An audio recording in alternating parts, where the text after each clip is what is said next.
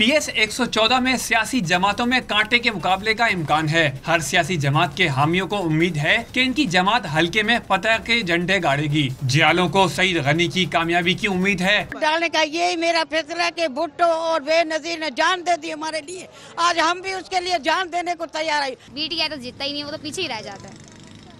लग तो ऐसे ही रहा है कि तीर ही जीतेगा, वो तीर पे ही उम्मीद होती है। असल मुकाबला हमारा और मुत्तहिदा कौमी मूवमेंट का है और यहाँ की जो आवाम है ना वो सईद गनी के साथ है, क्योंकि सईद गनी यहाँ का रहने वाला है। बेसिकली हम लोग भी पीपल्स पार्टी से ताल्लुक नहीं है हमारा, लेकिन हम पीपल्स पार्टी को सपोर्ट कर रहे हैं। अक़लियती बिरादरी के अफराद ने मुत्तहिदा कौमी मूवमेंट को वोट देकर कामयाब बनाने की ठान ली।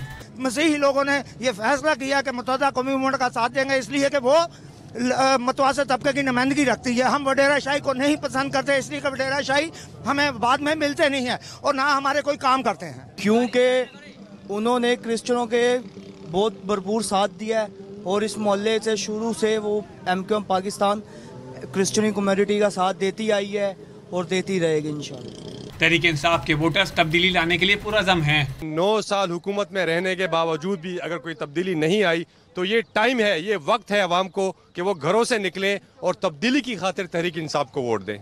लियारी के जेनियन जो समझदार लोग हैं वो पीपल्स पार्टी के साथ नहीं है, पीपल्स पार्टी से दिल बर्दाश्ता हो गए कि हम भी अपने पार्टी को सपोर्ट करके आए। इंशाल्लाह PTI जीतेगी यहाँ से। PS 114 की नशिस्त से इरफानुल्लाह मरवत कामयाब हुए थे, ताहम धांधली का इल्जाम साबित होने पर इन्हें नाअहल करार दे दिया गया था।